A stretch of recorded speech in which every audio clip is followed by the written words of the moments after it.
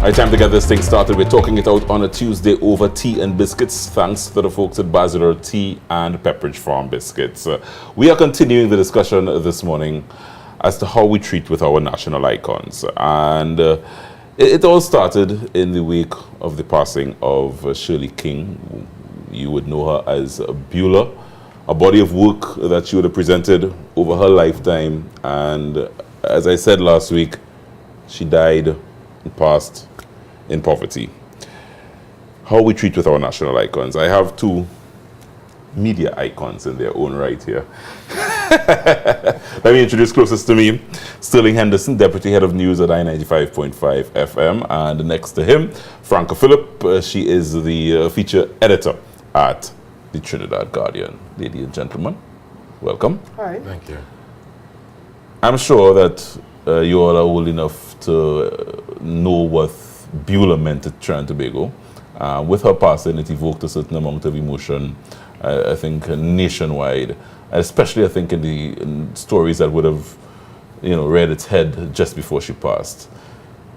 How we treat with our national icons goes way before Beulah, Franka. Let me start with you. I mean, many Calypsonians with bodies of work we'd have seen hit hard times, and it seems like nobody cares. Yeah, I mean, it's really a dicey situation because the debate has been going on for a while. Again, as you said before, Beulah, we had a situation of over the years where you'd hear this old-time Calypsonian is in hard times and whatever, and you'd hear people say, "No, God, well, they make enough money. Why didn't they save their money?" It's easy to say that, but sometimes you never know how times affect people. Some people may have saved a lot of money to a certain point, and then it just doesn't happen for them. Maybe they don't have any family. And I think we need to be really clear if we're going to be having any help for these icons. We need to be clear on how we're helping them. Yeah. Because it doesn't always have to be money, but we have to be clear on how we're going to try and help them. What do you think, Sterling, that we debated last week as we're continuing the discussion is, as Frank said, how are we helping them? Is whether or not do we need to help them, and I say we from the perspective of the state, from the whether do we need to help them? Do we owe these people who would have contributed to society in such a great way? Do we owe them anything? I think that's a good place to start asking the question, and there are many answers, and there are many ways to pay them back, in a sense, because how I always comfort myself when someone dies, particularly an artist, is that I still have their work. Yeah.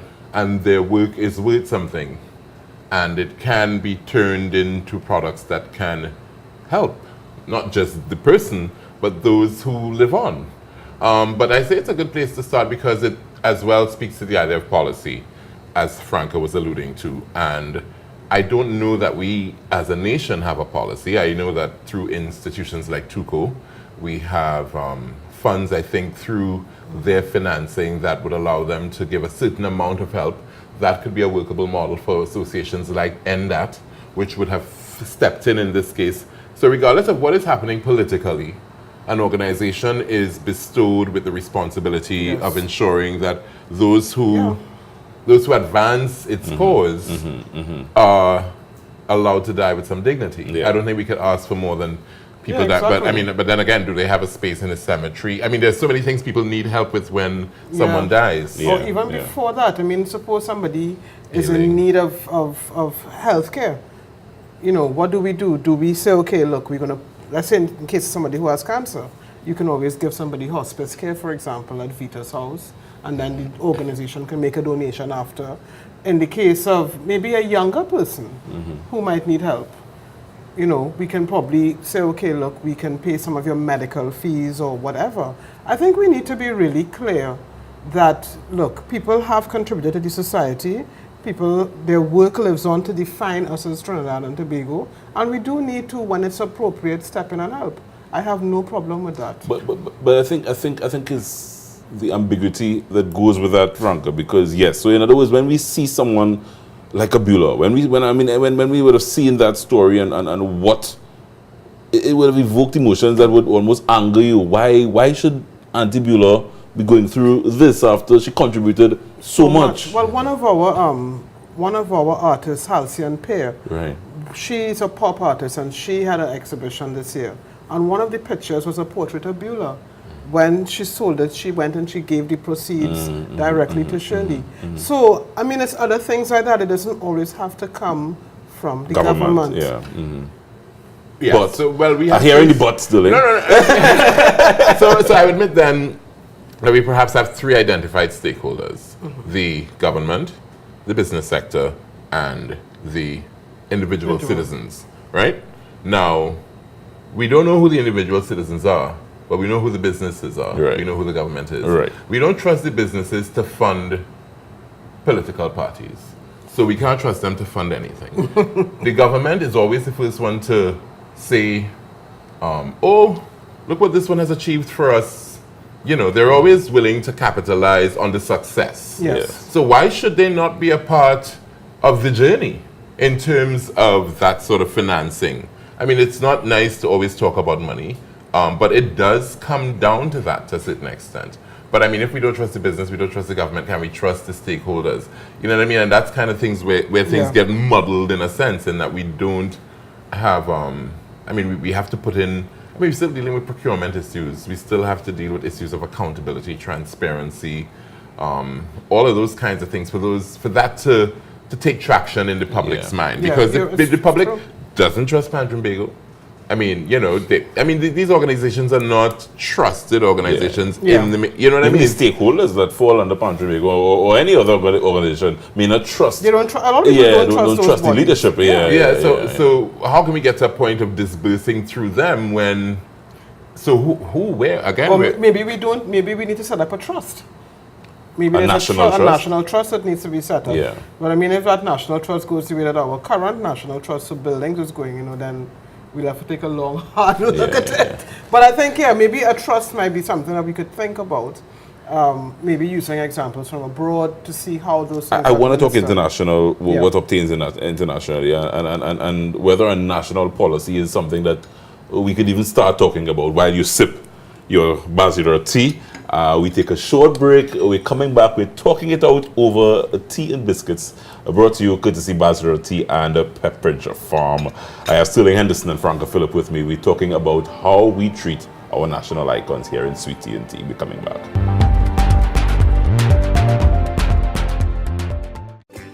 Bachelor Tea, made from only the finest quality tea leaves, allows for an exclusively premium cup of tea. Bachelor Tea, unique and familiar flavors with Ceylon's best green, black, and herbal teas. Takes you on a trip to exotic isles with every sip. Bachelor Tea, for any occasion. Available nationwide and distributed by Vemco. Feels like I'm floating on air whenever I roll through there. The island's so spacious and wide. I'm glad while I'm shopping inside.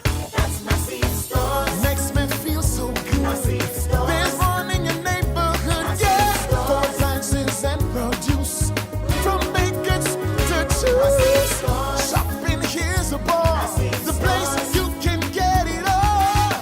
Oh, yeah. Massy store, everything you need and more. So much more than a grocery store. Massy Stores, our family serving your family. Massy stores. Here we're back. We're talking it out on a Tuesday, and it's time for my tea tip. Serious one. Do you know that tea helps with the prevention of cancer? That's right. Studies have shown that green tea, particularly, slows down the growth of cancer cells. It blocks the formation of new blood vessels that cancers would feed on. It boosts the immune system, helping fight off cancer, and triggers natural detox enzymes in our body that protect against cancer formation. Your tea tip brought to you by Bachelor Tea this morning, as we're talking it out over tea and biscuits. Good biscuits, because we started with a full plate, and during the break, Yeah. this is the Pepperidge Farm white chocolate macadamia. Sounds like a serious biscuit. And Sterling Henderson is licking his lips. We're talking about our national icons of this morning, guys, and how we treat with them.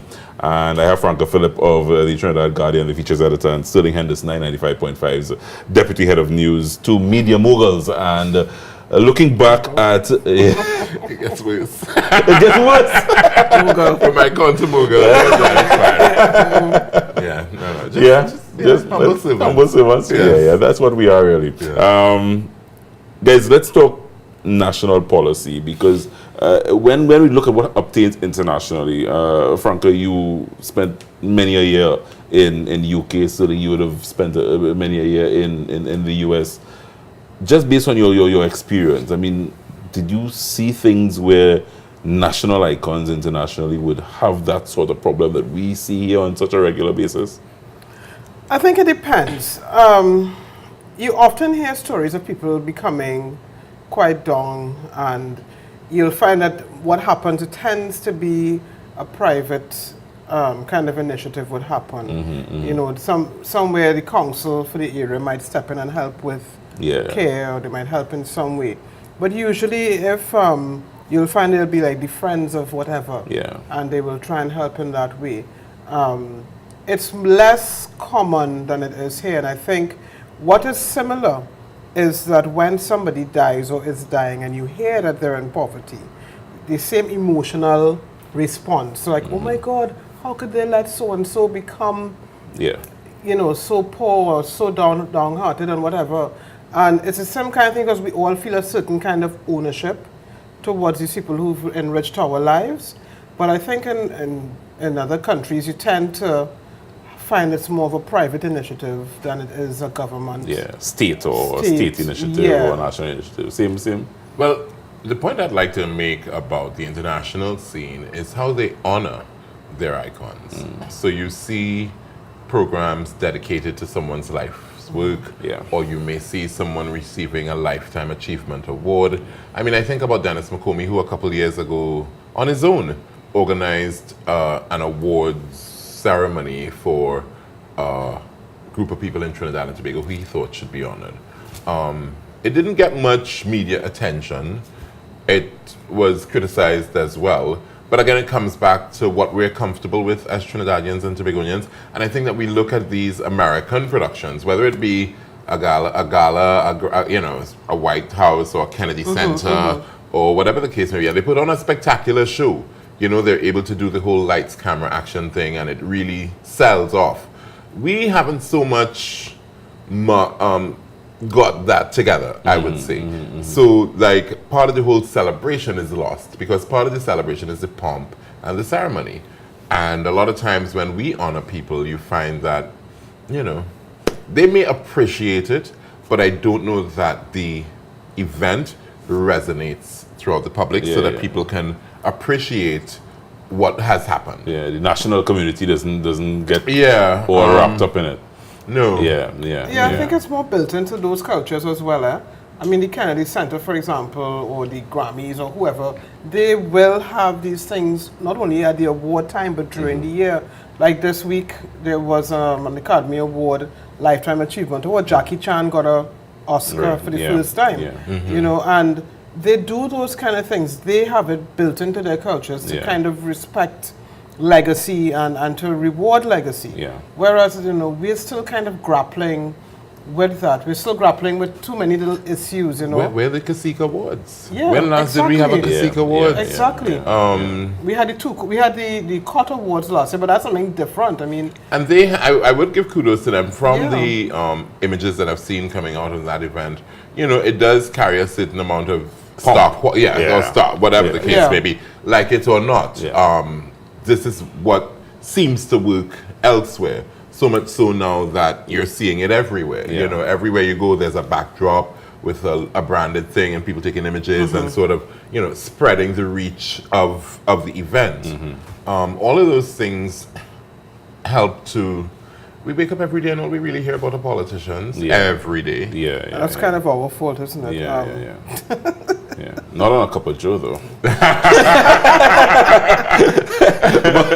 but guys, let me just quickly underline.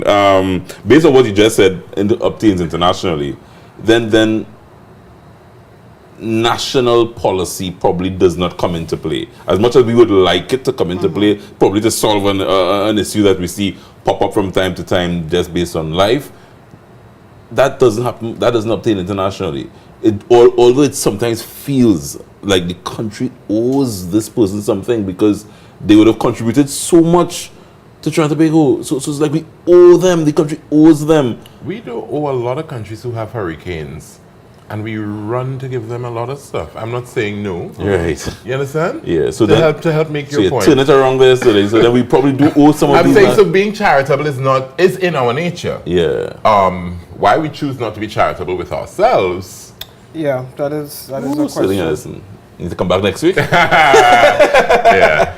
You know what? I have a question though. Like somebody like Calypso Rose now. Right. I mean, last night Calypso Rose sold out Jazz Cafe in London. Right. She's achieving a lot of success at a point where people would have thought, oh, she's too old. Yes. You know, how do we then honor somebody like Calypso Rose? You know, she's getting the big international success now. Should we now be thinking about, hey, here what Rose is in her 70s.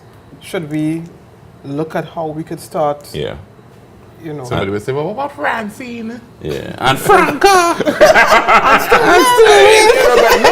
But maybe we should ask Rose, Calypso Rose, you know. Yeah. Maybe, I remember in 2007, 2008, when there was talk of doing over the Queen's Park Savannah. Peter Minchell had a good idea, or had ideas about how it should be treated. Why not approach Peter Minchell and say, well, what do you think we should do with the Savannah? It remains a problem. We've admitted it's a problem. That's a good way to give someone... Solicit. not necessarily give him a cash contribution and nothing in return, get nothing in return, but ask him to use his expertise. Yeah, He's one of the greatest we've ever had. He's willing, you know what I mean? So these are opportunities for us that we don't seize. That we don't seize. Guys, I want to thank you very much. True, very. Yeah. It's very good, Sitting Henderson. Thank you. Sitting Henderson and Franco Philip, thank you guys very much for weighing in this morning. We're talking it out on a Tuesday, every Tuesday here on A Cup of Joe. We want to thank the guys for dropping by and continuing in this discussion. We will miss Auntie Beulah. I think 2016 has been a rough year. Yeah. It has been, as we come to the end of 2016, sooner rather than later. Guys, thank you very much. We take a short break. When we come back, much more here. We get into Fit Food Fast.